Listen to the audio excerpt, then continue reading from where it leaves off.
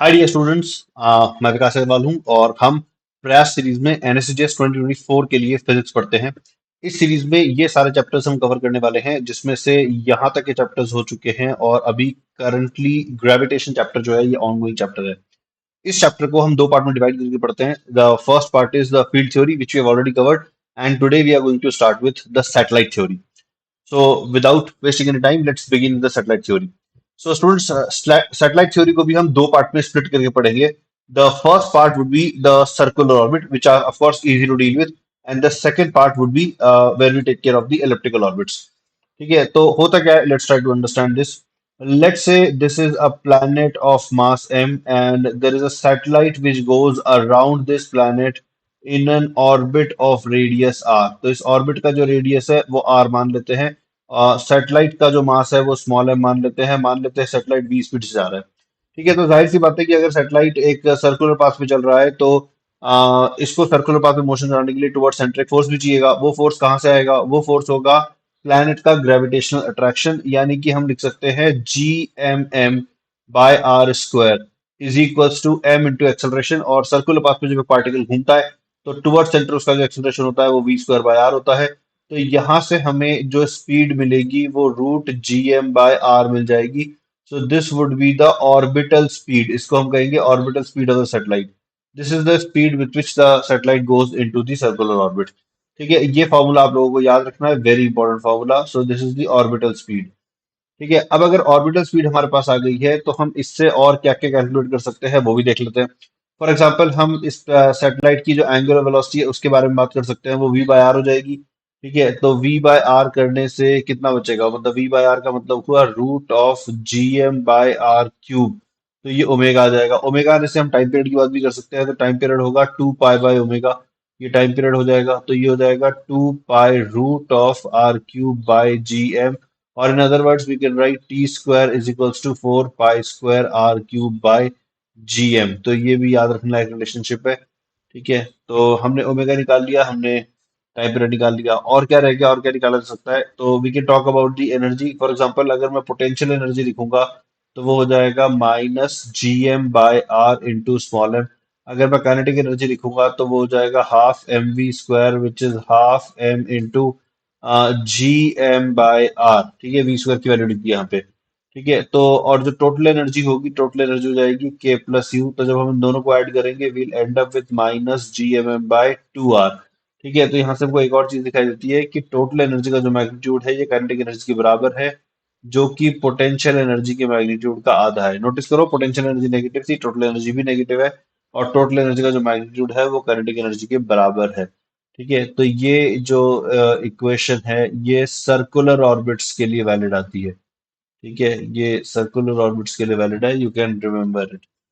ठीक है, तो यहाँ पे हमने बात कर ली है एनर्जी की भी। ठीक है, अब सैटेलाइट से रिलेटेड उससे और क्या क्या पॉइंट है जिसके बारे में बात करनी चाहिए। तो सबसे पहले तो ये बात देखो कि जो ऑर्बिटल स्पीड है वो सैटेलाइट के खुद के मास पे डिपेंड नहीं कर रही है। मतलब सैटेलाइट हल्का हो चाहे सैटेलाइट भारी हो, orbital speed will remain the same. ठीक है, तो that is an important point, इसको हम लिखना स्टार्ट कर देते हैं। So important points about circular orbit. ठीक है, तो the first one is that the orbital speed, ठीक है, orbital speed does not depend on mass of satellite। ठीक है, it does not depend on mass of satellite, so that is point number one।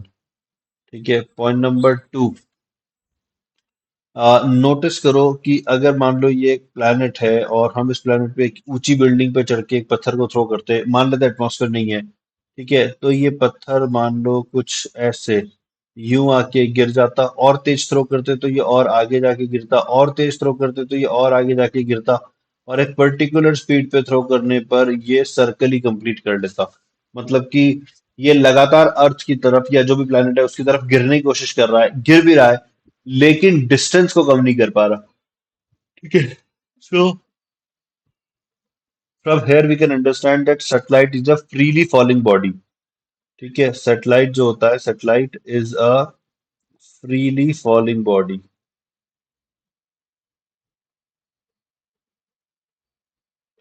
ठीक है, इस बात का क्या मतलब है?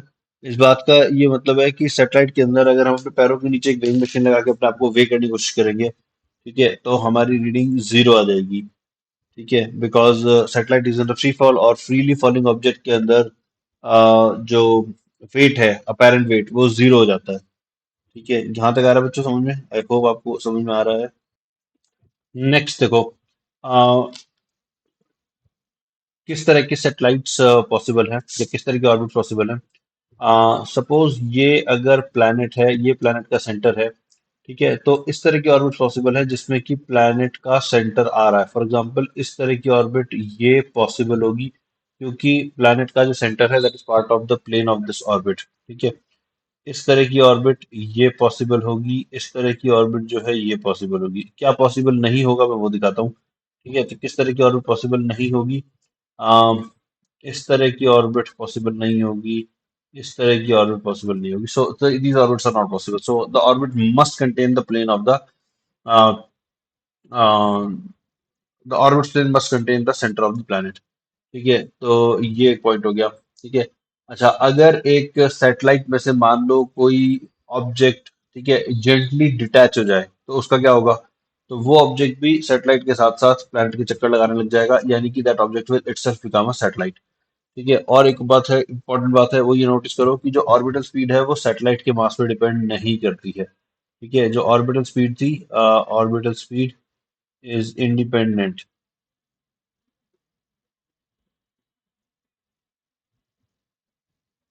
Of mass of satellite.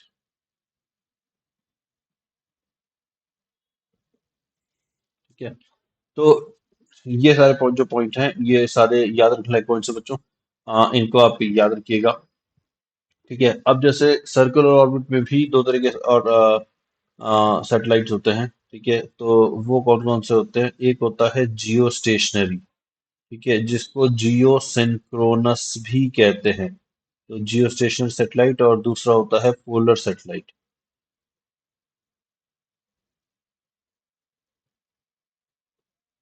ठीक है, तो जियो स्टेशनरी क्या होते हैं वो देखते हैं पहले। तो जियो स्टेशनरी सैटेलाइट वो सैटेलाइट होते हैं जो कि अर्थ से रेस्ट पे दिखाई दे, ऐसा लगे कि वो रेस्ट पे है। अब इस बात का क्या मतलब है, इस बात के मतलब को समझते हैं अच्छे से। इस बात का ये मतलब है कि सपोज जैसे ये अर्थ है और ये अर्थ मान लेते हैं अपनी एक्सिस पे घूम रही है। ठीक है, तो यहाँ पे सपोज एक आदमी खड़ा है, यहाँ पे एक आदमी खड़ा है। ठीक है, इसको किसी पॉइंट पर किसी टाइम पर सैटेलाइट अपने सर के ऊपर नजर आया। ठीक है, तो इसको हमेशा, अज्यूमिंग कि ये आदमी इस प्लेनेट पे मोशन नहीं कर रहा है, ठीक है, इस आदमी को सैटेलाइट हमेशा अपने सर के ऊपर नहीं नजर आना चाहिए। यानी कि अब से 12 घंटे बाद, 12 घंटे बाद जब ये आदमी घूम के यहाँ आ चुका होगा, क्योंकि अर्थ घूम रही होगी, और 24 घंटे बाद तो वापस अपनी जगह पे पहुंच जाएगा। तो आदमी जब यहाँ आ चुका होगा तो सैटेलाइट यहाँ पे होना चाहिए। ठीक है, और 12 घंटे के बाद सैटेलाइट वापस अपनी जगह पे आ जाना चाहिए। तो किसी भी पॉइंट पर अगर इस आदमी ने वर्टिकली ऊपर देखा होता तो इसको सैटेलाइट अपने सर के ऊपर ही नजर आता। ठीक है, तो इस तरह के सैटेलाइट को हम जियो स्टेशनरी सैटेलाइट बोलते हैं। अब नोटिस करो कि ये पर्टिकुलर सैटेलाइट अगर जियो स्टेशनरी होगा तो ये ऐसे घूम रहा होगा, which is not a possible orbit. ठीक है, तो नोटिस करो कि अगर किसी सैटेलाइट को जियो स्टेशनरी होना है, ठीक है, then the possibility is the equatorial plane, यानी कि ये अगर इक्वेटर है तो इस इक्वेटर के ठीक ऊपर ही सैटेलाइट हो सकता है। नोटिस करो। ठीक है, यानी कि एक आदमी अगर यहाँ खड़ा है, सैटेलाइट उसके माथे के ऊपर होगा, यहाँ पर होगा। ये आदमी घूम के यहाँ तक आएगा 12 घंटे में, तो सैटेलाइट यहाँ पे आ जाएगा, और फिर सैटेलाइट वापस घूम के यहाँ तक आ जाएगा। तो इस तरह के सैटेलाइट को हम जियो स्टेशनरी सैटेलाइट बोलते हैं। और नोटिस करो कि जियो स्टेशनरी सैटेलाइट का जो टाइम पीरियड होगा, ठीक है, वो अर्थ के टाइम पीरियड के बराबर होगा, यानी कि वो 24 आवर्स होना ही चाहिए। ठीक है, तो ये एक बात हो गई। दूसरी बात, वो इक्वेटर के ठीक ऊपर ही होना चाहिए और कहीं नहीं हो सकता, यानी कि it has to belong to this plane. ठीक है, और किसी प्लेन में नहीं हो सकता है। ठीक है, अब एक और चीज नोटिस करो। हमने अभी थोड़ी देर पहले देखा था कि जो टाइम स्क्वायर, जो टी स्क्वायर होता है वो आर के, जैसे हमने एक इक्वेशन लिखी थी कि T square is equals to 4 pi square R cube by G M. तो नोटिस करो, अगर मैं टी को फिक्स कर दूं, 4 पाई स्क्वायर तो फिक्स है, जी फिक्स है, एम फिक्स है, तो आर भी तो फिक्स ही हो गया। ठीक है, यानी कि जियो स्टेशनरी सैटेलाइट की जो ऑर्बिट का रेडियस है वो भी एक फिक्स रेडियस है। ठीक है, यानी कि कंट्री चाहे कोई भी हो, चाहे इंडिया हो, चाहे यूएस हो, चाहे चाइना हो, चाहे कोई और कंट्री हो, किसी भी कंट्री को अगर एक जियो स्टेशनरी सैटेलाइट बनाना है तो उसको सेम ऑर्बिट के अंदर सैटेलाइट को भेजना पड़ेगा। ठीक है, तो सारे के सारे कंट्रीज सेम ऑर्बिट यूज करती हैं for creating a Jio stationery satellite. Not only that, इसकी जो रेडियस होती है, ये रेडियस अप्रोक्सीमेटली 42,000 किलोमीटर के आसपास आती है। Like when you put T S 24 hours, this is the value you get. ठीक है, तो ये बात याद रखने लायक है। और एक और चीज नोटिस करो कि geostationary satellite must rotate in the same sense as how Earth rotates. Earth rotates from west to east in a similar manner. The geostationary satellite must also rotate like that so that it can stay above, above a particular point on Earth. ठीक है, अब geostationary satellite के uses क्या होते हैं? तो बच्चों देखो, ये यूज किया जाता है टेलीकम्युनिकेशंस के लिए। जैसे हम जो लाइव टीवी वगैरह देखते हैं, ठीक है, लाइव मैचेस वगैरह देखते हैं, उसके लिए ये वाले सैटेलाइट्स यूज होते हैं। ठीक है, और telecommunication is the primary purpose for which we use the geostationary satellite. ठीक है, तो ये तो बात हो गई जियो स्टेशनरी सैटेलाइट की। Now the other kind of satellite, the polar satellites. ठीक है, what exactly are the polar satellite? तो बच्चों, पोलर सैटेलाइट जो होता है वो, as the name suggest, it flies over the poles. जैसे ये अगर अर्थ है, ये नॉर्थ पोल है, ये साउथ पोल है। ठीक है, तो पोलर सैटेलाइट जो है, polar satellite goes over the poles. So it goes in an orbit like this, and these are low altitude satellite. Okay, these are low altitude satellite. What do I mean when I say low altitude? It means कि ये atmosphere के just बाहर fly करते हैं। ठीक है, atmosphere की layer several kilometres की है, तो उसके जस्ट ऊपर फ्लाई करते हैं। ऑफ कोर्स एटमॉस्फेयर के अंदर फ्लाई नहीं कर सकते, क्योंकि एयर ड्रैग की वजह से they will lose a lot of energy and they will ultimately fall on the earth. ठीक है, सो ये एटमॉस्फेयर की लेयर के जस्ट ऊपर फ्लाई करते हैं। इनका जो टाइम पीरियड होता है वो अप्रोक्सीमेटली अप्रोक्सीमेटली 87 मिनट होता है, but let's talk in terms of round figures. Approximately 90 minutes होता है, यानी कि ये एक जगह से निकलने के बाद दोबारा घूम के वहां तक आने में अप्रोक्सीमेटली 90 मिनट्स लेते हैं। एंड नोटिस करो कि उस पीरियड में अर्थ रोटेट कर चुकी होगी। ठीक है, so in a several time period, in several rounds, it can scan the entire earth, क्योंकि ये अर्थ के अलग अलग हिस्सों के ऊपर से फ्लाई करते हैं। ठीक है, so they can scan the entire earth. ठीक है, and because they can entire the entire earth, they are used for spying purposes, they are used for surveillance।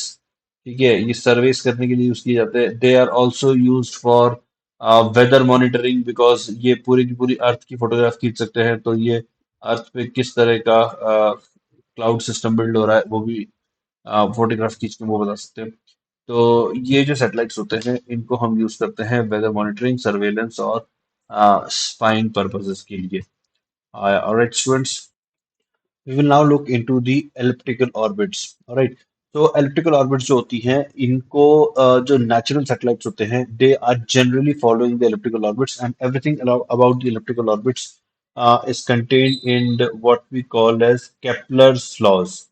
Okay, so Kepler नाम का एक साइंटिस्ट था, उसने प्लानिटरी मोशन को study करके कुछ लॉज दिए थे। ठीक है, तो उनको देखते हैं। So the first one was law of elliptical orbit. Okay, so what does this law says? This law says that the planets move around the sun in elliptical orbit, and ellipse has two focuses, with sun present as one of the focus। ठीक है, तो planets की जो orbit है, of course इस तरह की इतनी स्ट्रॉन्ग, इतनी ज्यादा डिस्टॉर्टेड नहीं होती है। वो इट्स नियरली सर्कुलर, बट या strictly speaking it's an ellipse. ठीक है, तो उसमें एक मिनिमम डिस्टेंस होता है, एक मैक्सिमम डिस्टेंस होता है। The planets go around this elliptical orbit. जो नियरेस्ट पॉइंट होता है, इसको मैं पी का नाम दे देता हूँ। This is called the पेरिजी point. ठीक है, और या फिर पेरिजी, इसको पेरहिलियन पॉइंट भी बोला जाता है। ठीक है, इसको पेरिलियन पॉइंट भी बोलते हैं। और ये जो है, दिस पॉइंट इज एपोजी। ठीक है, दिस पॉइंट इज एपोजी, या इसको एफिलियन पॉइंट भी कहा जाता है। ठीक है, एफिलियन। ठीक है, so the first orbit says that the planets go around the sun in elliptical orbit with sun present at one of the focus of the ellipse। ठीक है, so this is point number one। Now, the second point, okay, second point, which is called as law of area. Okay, ये law क्या कहता है? ये कहता है कि द एरियल वेलोसिटी, ठीक है। अब ये एरियल वेलोसिटी क्या होती है मैं बताता हूँ अभी। ठीक है, areal velocity is constant. What exactly is areal velocity, वो मैं बताता हूँ। तो सपोज इस एलिप्टिकल ऑर्बिट में एक प्लैनेट मूव कर रहा है, ठीक है, इस एलिप्टिकल ऑर्बिट में एक प्लैनेट मूव कर रहा है, एंड किसी पॉइंट ऑफ टाइम पर, ठीक है, किसी पॉइंट ऑफ टाइम पर प्लैनेट यहाँ पे था, एंड थोड़ी देर में वो यहाँ पे पहुंचा, ठीक है। तो सन से प्लैनेट को ज्वाइन करने वाला जो वेक्टर है, that vector is sweeping area. Okay, so as the planet traveled like this vector swept this particular area। तो ये टाइम मान लेते हैं T1 था, ये एरिया मान लेते हैं A1 था, ठीक है। और कुछ देर के बाद, ठीक है, कुछ देर के बाद ये मान लेते हैं यहाँ आ जाएगा, ठीक है। और कुछ देर के बाद ये टाइम T2 मान लेते हैं, और अब जो एरिया स्वीप करेगा वो ये होगा, ठीक है। तो ये लॉ कहता है कि rate at which area swept is constant, यानी कि A1/T1 जो होगा that will be same as A2/T2। In other words, dA/dt जो है ये कांस्टेंट है। So this law says that the rate at which the area swept is constant, ठीक है। सो एरियल वेलोसिटी हम इसी को कहते हैं, the rate at which the area swept, that is called the areal velocity, ठीक है। तो this law says that this is constant. In fact ये लॉ जो है, this is another version of law of conservation of angular momentum, because ये जो dA/dt की value आती है, ये L/2m के बराबर आती है। here L is the angular momentum, it is the angular momentum of planet around sun, ठीक है। तो ये कंजर्व्ड रहता है, एम कंजर्व्ड है, ये कांस्टेंट रहता है, ठीक है। Therefore we can say that dA/dt is constant. तो जो ये वाला जो लॉ है, law of area, this is a direct consequence of the conservation of angular momentum, ठीक है। तो अच्छा, इस लॉ से हमें और क्या पता लगता है? जैसे इस लॉ से हमें पता लगता है कि as a planet will cross through the perigee, उसकी स्पीड बढ़ जाएगी। जैसे यहां से मान लो पार्टिकल प्लैनेट निकल रहा है, उसकी स्पीड v1 है, और यहां से निकल रहा है उसकी स्पीड v2 है, और ये सन है, ठीक है। ये डिस्टेंस r1 है, ये डिस्टेंस r2 है, ठीक है। तो नोटिस करो कि अगर एरियल वेलोसिटी सेम है, तो यहाँ से लेके यहाँ तक, मतलब कि इस एरिया को क्रॉस करने में, मान लो इस रीजन को क्रॉस करने में सपोज डेल्टा टी टाइम लगा था, तो सेम डेल्टा टी टाइम में यहाँ पे लेंथ ज्यादा होने की वजह से ये एंगल कम होगा, विच बेसिकली मीन्स कि ये लेंथ कम कवर होगी, तो it means that V1 will be greater than V2, ठीक है। तो law of area tells us कि जब प्लैनेट क्लोजेस्ट होगा सन के, तब उसकी स्पीड सबसे ज्यादा होगी, यानी कि पेरिजी पे उसकी स्पीड सबसे ज्यादा होगी और एपोजी पे स्पीड मिनिमम होगी, ठीक है। And then third law which is called the law of period, ठीक है, law of period. This law says that t square is proportional to a cube, where a is the length of a semi-major axis. It is the length of semi-major axis. Now, what exactly is semi-major axis? तो ये अगर electrical path है, तो ये जो पूरी length है इसको 2a कहते हैं, और इसका जो आधा होगा उसको सेमी मेजर एक्सिस कहा जाता है। यानी कि a की वैल्यू होती है r1 + r2/2, ठीक है। ये डिस्टेंस अगर r1 है, ये डिस्टेंस अगर r2 है, तो a की वैल्यू होती है r1 + r2/2। इनफैक्ट ये जो प्रोपोर्शनैलिटी कांस्टेंट है, इसकी वैल्यू हम ऑलरेडी निकाल चुके हैं, ये 4π² के बराबर होता है, जो कि हमने सर्कुलर ऑर्बिट्स में देखी थी, ठीक है। तो ये जो तीन लॉ हैं, law of period, law of area and law of orbit, they completely tell us about the elliptical orbits, and we can do mathematics on the basis of these three laws, ठीक है बच्चों। I hope यहाँ तक आपको समझ में आ रहा है। अब देखो हम कुछ कैलकुलेशंस करते हैं, ठीक है। तो एलिप्टिकल ऑर्बिट की कैलकुलेशंस करेंगे अब हम। जैसे ये मान लेते हैं एलिप्टिकल ऑर्बिट है, ये सन है जिसका मास m है, ठीक है। और मान लेते हैं कि एक प्लैनेट मूव कर रहा है जिसका मास स्मॉल m है, ठीक है। मान लेते हैं यहाँ पे एक इसकी स्पीड v1 मान लेते हैं, ये डिस्टेंस r1 मान लेते हैं, ये डिस्टेंस r2 मान लेंगे, ये स्पीड v2 मान लेंगे, ठीक है। तो अब देखो इक्वेशंस लिखते हैं, जैसे अगर मैं एनर्जी कंजर्वेशन लिखूं तो I will write minus G capital M small M by R one plus half M V one square. तो यहाँ पे मैंने पोटेंशियल एनर्जी लिख दी, यहाँ पे काइनेटिक एनर्जी लिख दी। This should be same as minus G M M by R two plus half M V two square. ठीक है, यप। तो दिस इज एनर्जी कंजर्वेशन। इसी तरह से अगर मैं एंगुलर मोमेंटम कंजर्वेशन लिखूं तो we will write M V one R one, ठीक है, is equals to M V two R two. तो ये एक इक्वेशन हो गई, ये दो इक्वेशन हो गई।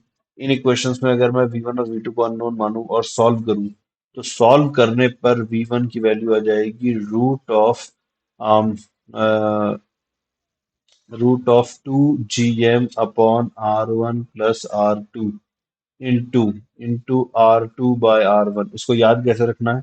ये हो जाएगा root of G M by A. Notice करो R one plus R two by two जो होता है वो ए के बराबर है, तो into R two by R one. यानी कि जब तुम वी वन निकाल रहे हो तो आर टू न्यूमरेटर में आएगा, रूट जी एम बाय ए तो कॉमन है। फॉर एग्जाम्पल जब तुम वी टू लिखोगे तो ये हो जाएगा root G M by A into R one by R two. मतलब तुम जो इस पॉइंट पे वेलोसिटी निकाल रहे हो तो ये जो दूसरी वाली लेंथ है ये न्यूमरेटर में आएगी, यहाँ पे नोटिस करो।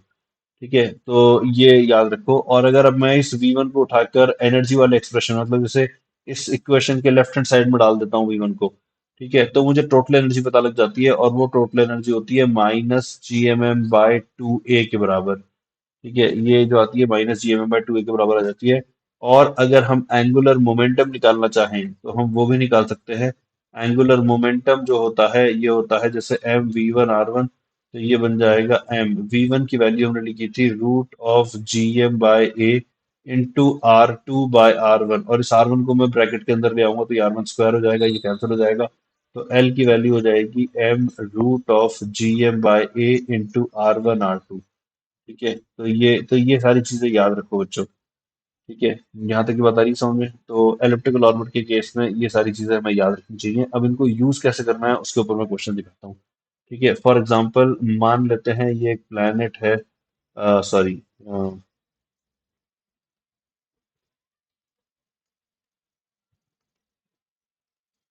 मान लेते हैं ये एक प्लैनेट है एम मास का।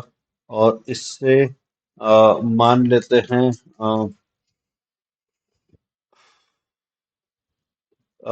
स्मॉल आर डिस्टेंस और टू आर डिस्टेंस। ठीक है, इन डिस्टेंसेस पे पेरिजी और अपोजी है, यानी कि ऑर्बिट कुछ इस तरह की है। यहाँ पे प्लैनेट का खुद का रेडियस का कोई रोल नहीं है। ठीक है, इसको तुम एक पॉइंट की तरह भी मान सकते हो। ठीक है, अब हमसे कहा गया कि भाई इस प्लैनेट के चारों तरफ जो सैटेलाइट घूम रहा है इस पाथ पर, ठीक है, इस इसकी स्पीड बताओ, मिनिमम स्पीड बताओ, मैक्सिमम स्पीड बताओ कितनी होगी। तो देखो मिनिमम स्पीड हो जाएगी root of G M by A. A होगा R plus two R by two into two R by R, यानी कि ये बन जाएगा रूट, नीचे आ जाएगा थ्री आर, टू ऊपर चला गया तो four G M by three R. ठीक है, इसी तरीके से अगर वी टू निकालना होगा तो वो हो जाएगा root of two G M by three R, ये मैंने जी एम बाय ए लिख दिया, इंटू वन अपॉन टू। ठीक है, यानी कि ये हो जाएगा root of G M by three R. तो वी वन वी टू दोनों स्पीड्स हमको पता लग गई। तो इस तरीके से हम यूज कर पाएंगे एलिप्टिकल ऑर्बिट्स की कैलकुलेशन जो हमने करी है उसको। Alright students, so I hope आपको ये सारी चीजें जो मैंने बढ़ाई हैं ये समझ में आ गई हैं। और इस सेशन के डिस्क्रिप्शन में आपको असाइनमेंट्स मिल जाएंगे, यू कैन यूज दो assignment to practice. That's all from me for this session. Take care students, bye bye.